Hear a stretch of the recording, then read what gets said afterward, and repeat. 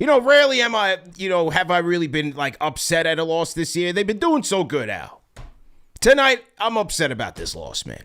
What's grinding your gears, CP? Bro, they had this thing, man. They jump out the gates hot. And look, it's a game of runs. Boy, oh boy, but that Spurs defense was smothering in the third. I thought Castle bottled up Cap. And between Castle and once Cap gets past Castle, they got the Wemby factor there. I mean, he was intimidating, and he slowed the Knicks offense down to a halt. Their third quarter zone, Al, was insane. That was some of the best defense I had seen all year in the NBA, bro. I don't know about you.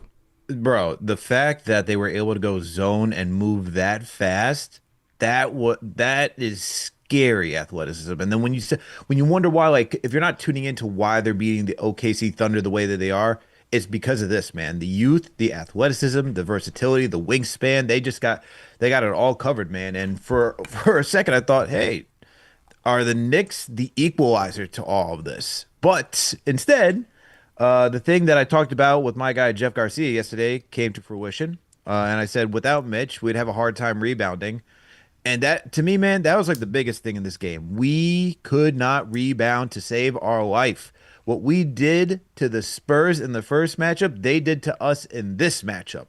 And so, look, even when Wemby went out, they were grabbing boards left and right, man. They were out hustling the Knicks. It's like the Knicks got too complacent, and the Spurs are like, we're not going to show you that we're not. This is not some fluke that we're beating OKC and losing to you. We're going to beat you and OKC. So the Spurs are making a name for themselves right now. Well, I thought a couple things, and as I said, despite the Spurs tightening up defensively on the Knicks, I mean, that was some of the most impressive defense I had seen all year. Cap is Cap, and he would find his way 8 points to finish the third. Before you know it, the Knicks are back up by 9 points. Mm-hmm.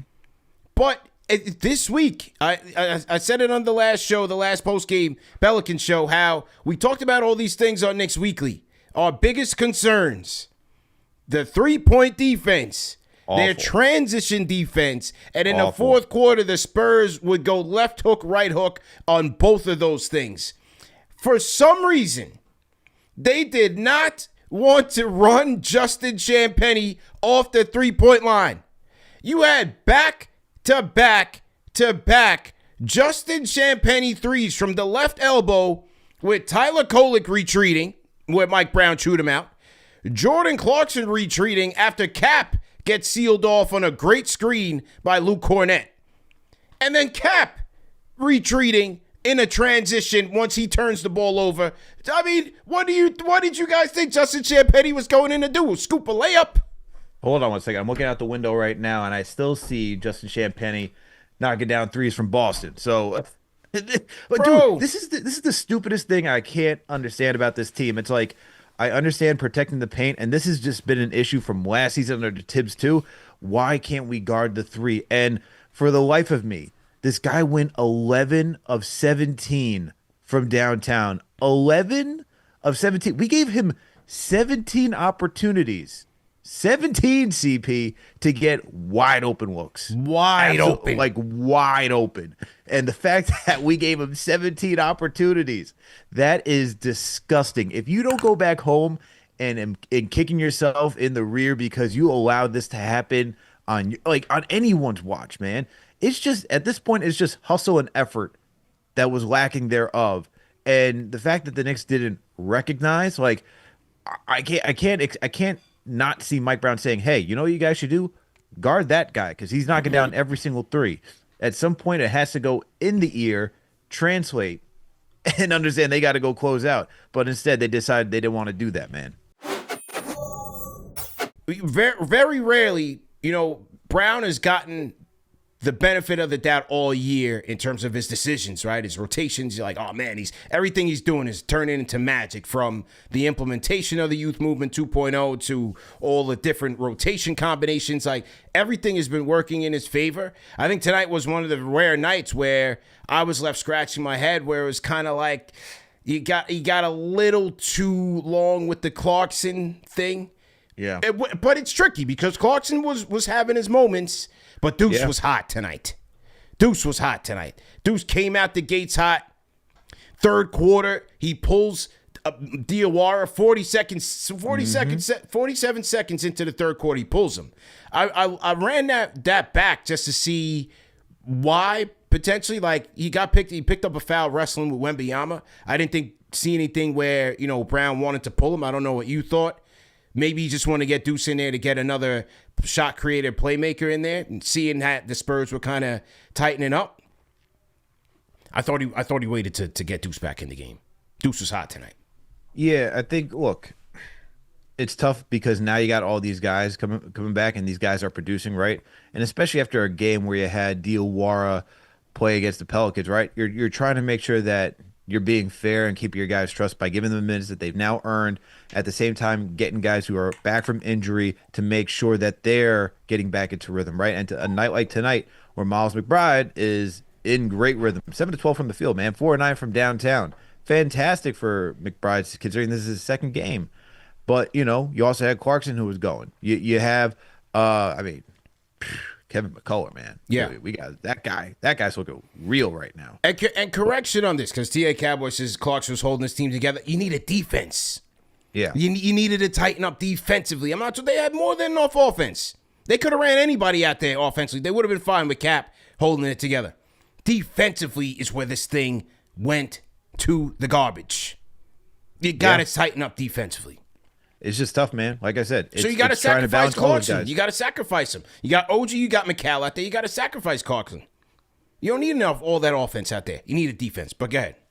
But was Deuce really giving you the best defense too? Like De'Aaron Fox decided to go off. I know there was moments where OG had it going. Not necessarily had it going, but he had the Fox assignment. But that's the other thing, man. You have in this matchup.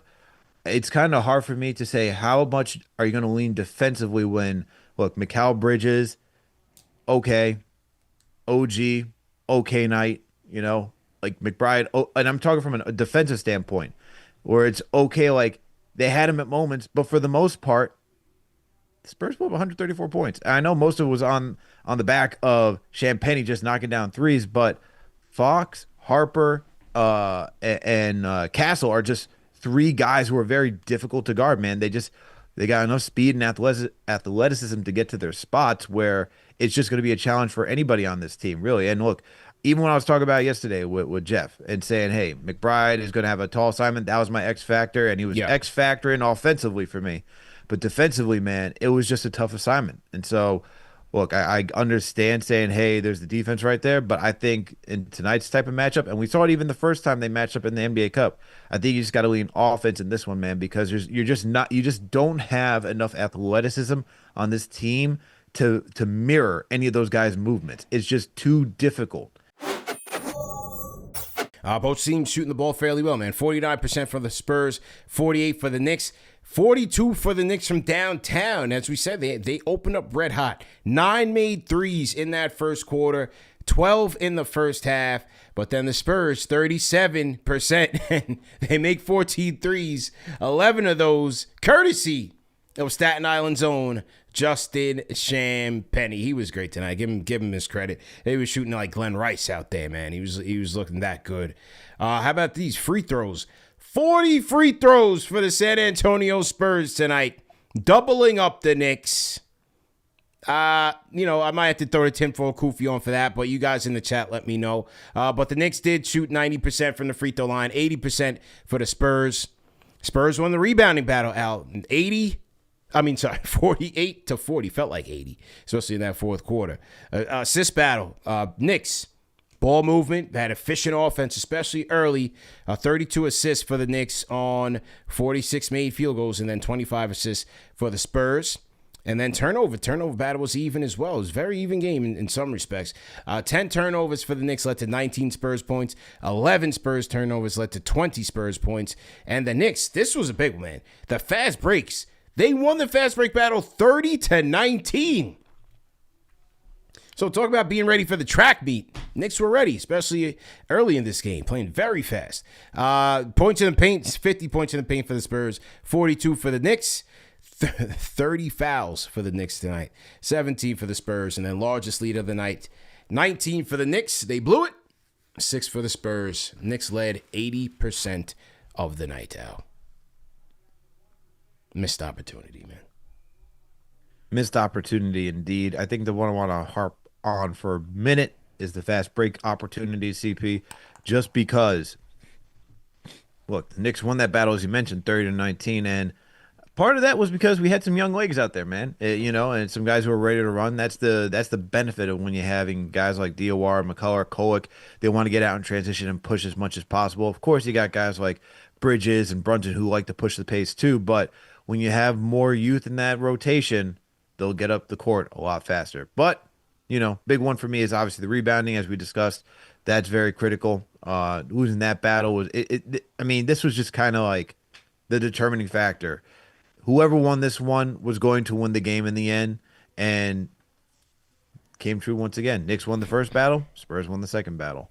I'm just shocked that the Spurs shot 37% from downtown, and most of that is on the back. Champagnie.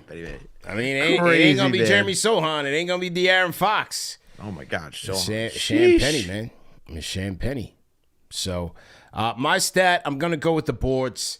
Because without Mitch, without Josh, they were clearly missed tonight.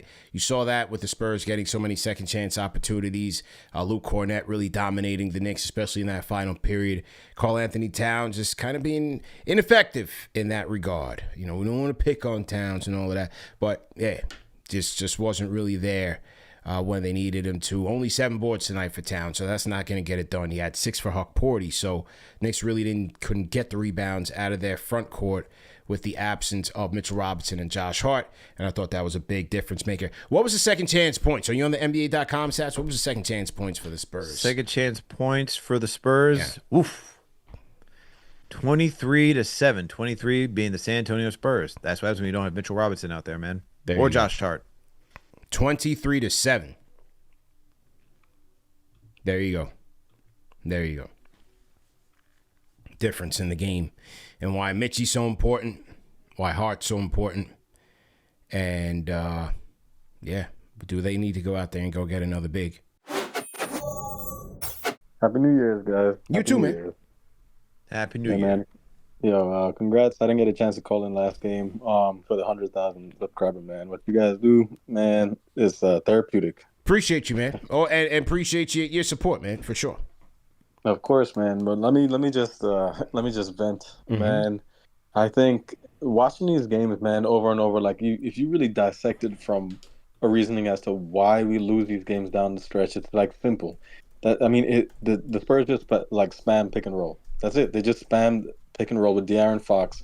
Cat was in drop coverage, so deep in drop coverage that he's basically under the hoop. Yep. The problem with him, dude, is that he has no verticality and he can't help, right? So you're looking at Luke Cornett just out hustle, out rebound the guy. It's bro, there was this one play where they spaced Cornett to the corner, and he's actually shading to guard him instead of helping De'Aaron, on the De'Aaron Fox drive. Yep. Man, I think, I'm gonna leave it off with this, man. Yep. The thing is, the guy frustrates me, and he's the highest paid player on the team. You're getting paid $60 million or whatever it is, man. Mm-hmm. And his reliance, we have to rely on Mitch to be healthy, and we have to rely on Hart to be healthy, or whoever else. Or if OG's gone, it's done. Yeah. This is what I think. I think we're looking at it through the wrong lens. Mm-hmm. We can't keep saying okay, we gotta pair him with a big. What we got to do is, if I know that you're going to say CP, I know what you're going to say. The trade is not there. But if that Giannis trade does show up in February and he forces that trade, I mean, Diawara, Kolek, man, these guys are playing up their trade value because I think we're going to get to the finals, but we won't win it.